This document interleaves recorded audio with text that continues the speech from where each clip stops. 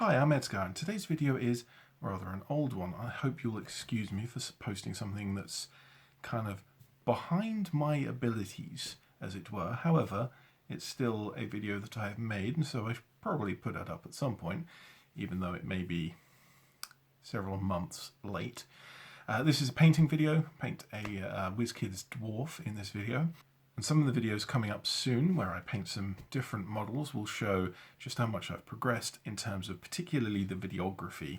Getting the camera angles and stuff in this video aren't going to be very good, but in the future videos will be a little better. Well, now that I've taught this video down for so long, I think I should probably let you get on and view it.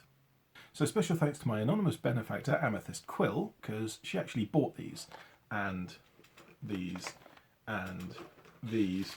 But in the case of the Dwarf Barbarians, Amethyst Quill has quite graciously let me paint one.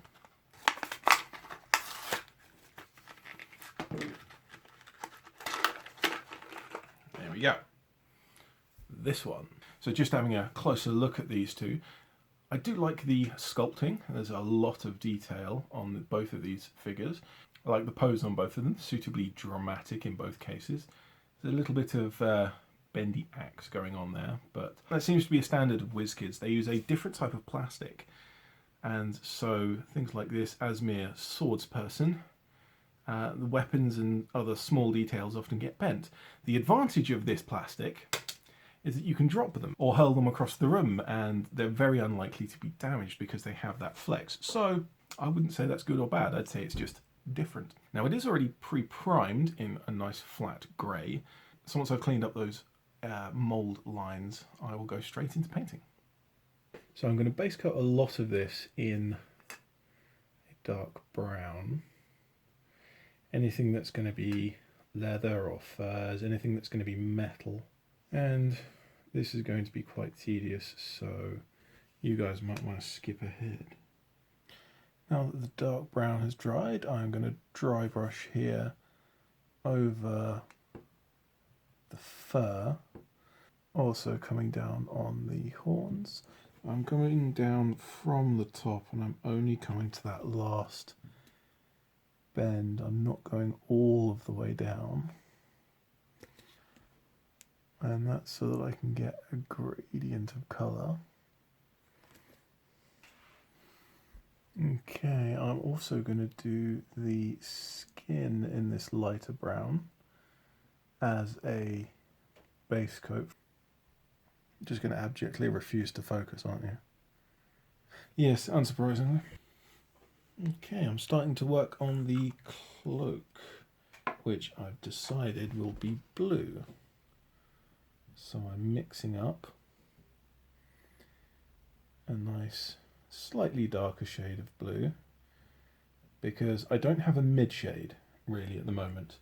I've got a very dark blue that's nearly black, and I've got a very, very light blue, which is a lovely colour, but I like to have a darker shade underneath so that that can be the highlight.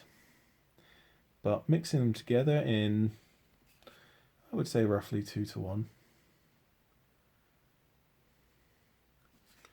That is a very, very rich colour. Are you seeing that colour go down? So just using the lighter of the two blues and catching all of the edges, all of the folds.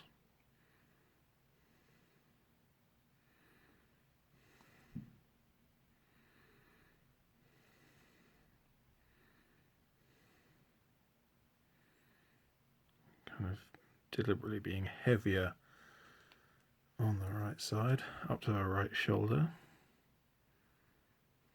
Be heavier on this one, and then extremely light on this side.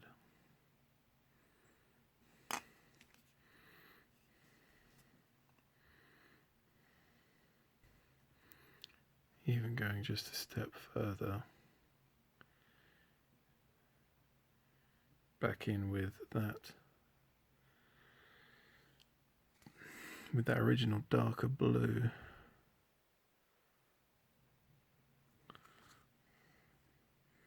See, how's that looking? Hopefully that's not too stark of a difference. Let's just go at it with some water, see if we can't smooth that out a little.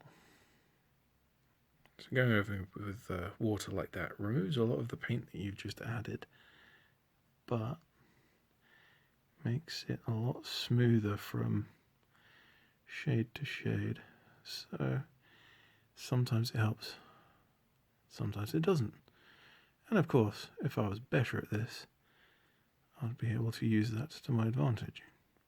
So just catching the highest points there.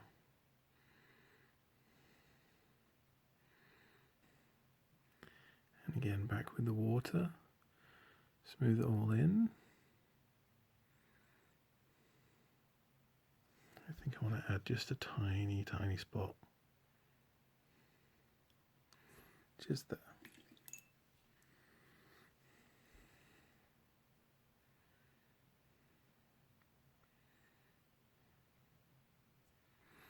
So I've got out some sand colour now, kind of a tan for the fur.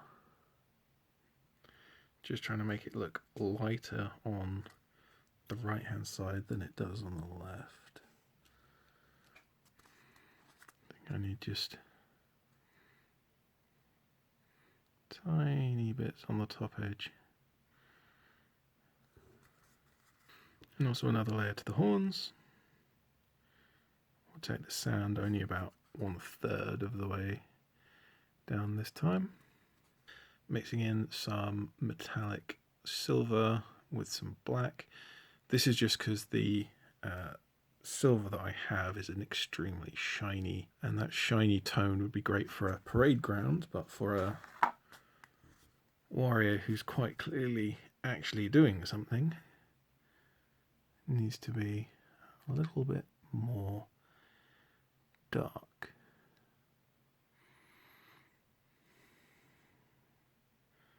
Chest armor here is supposed to be chainmail as well. So while that silver's drying, let's get an obnoxiously bright pink.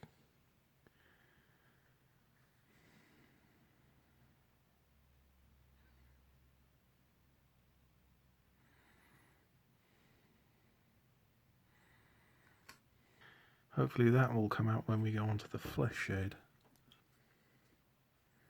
So just quickly dotting some black up here. Anywhere that's going to be gold. I just realised I forgot the helmet, so let's get that. Okay, let's go back to the face and trying to make sure that I have the right amount of paint on this brush. I'm not worried too much if I go over the lines here. It's far easier to correct the metalwork than it is the skin. I think that pink achieved what I wanted it to. Look at those nice rosy cheeks. Thumb holding the axe there. I've got skin tone all over everything in there.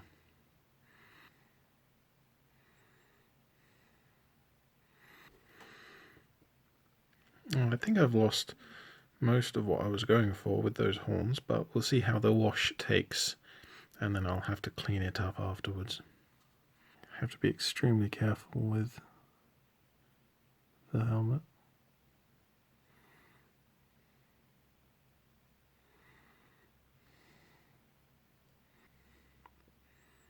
Seriously.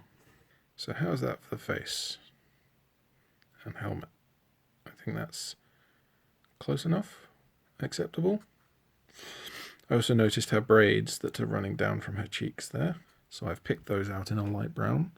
So much in the same way that my silver is an extremely bright silver, so is my gold.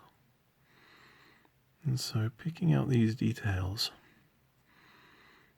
with a more realistic kind of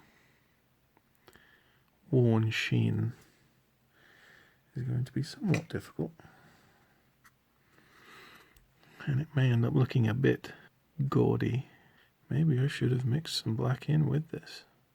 Now I kind of want to say that those gold pieces look a lot less bling in real life than they do on the camera. I'm not too pleased with that gold paint. Maybe once I learn to use it a little better it will improve, but I really should have painted this a while ago.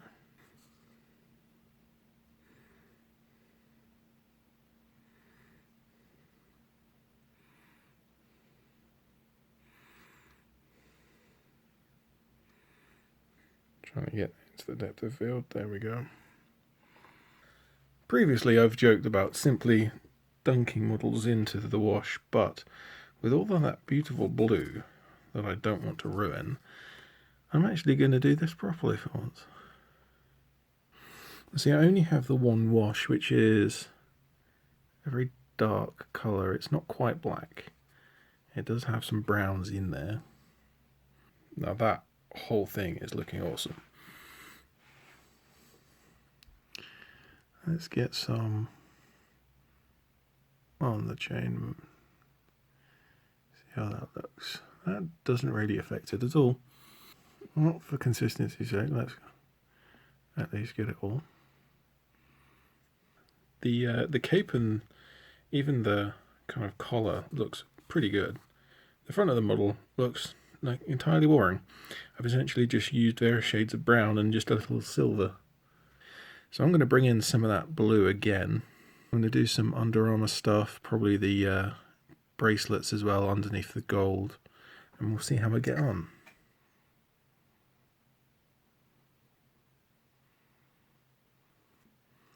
Okay, and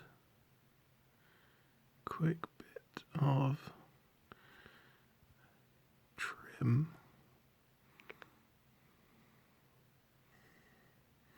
Which looks pretty awesome. And impossible to paint on the other side.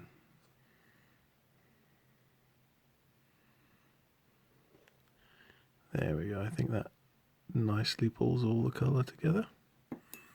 I do notice that I haven't actually painted the boots. So what I'm going to do is put an under highlight of yellow there. And once that's dry, I'll go over it again with black. Not black, no, I disagree with myself. Let's go with brown. Dark brown. Light brown? Let's try the light brown because that does go on relatively thin and some of that yellow will show through quite well. Also, while I'm here with the light brown, gonna clean up the base.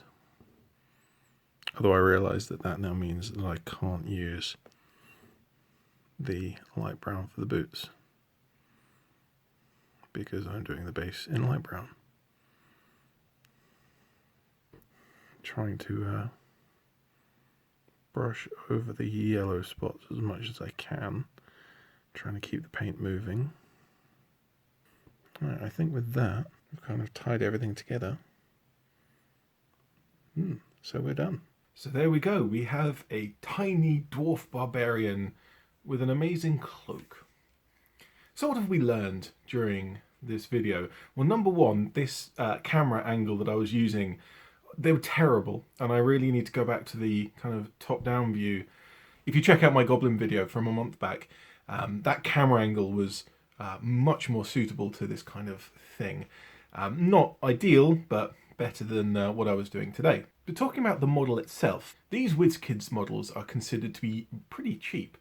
They come in a 2-pack for £5 is generally what I'm seeing the prices as, which means that they're about £2.50 per model. I find it interesting that the front of the model has become incredibly boring, even though it's got quite a lot of detail, and yet this cloak looks amazing. And not just the blues, but actually the kind of the trim fur at the top. I really like that. Now, partly that is because I painted the front in mostly browns and silver. All of the 200 or 300 Orc models that I have been painted in basically the same way. So maybe I need to learn how to paint dwarves a little better, to use a little bit more colour.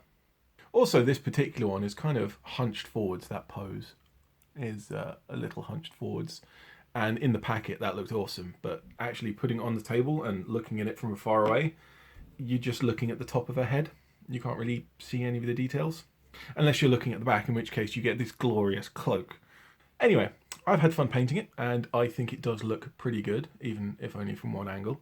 So this is going to go up on the shelf with all of the other dwarves. I really should get to painting those other dwarves. But for the time being, I'm ED-SKaR, always will be, and thank you very much for watching.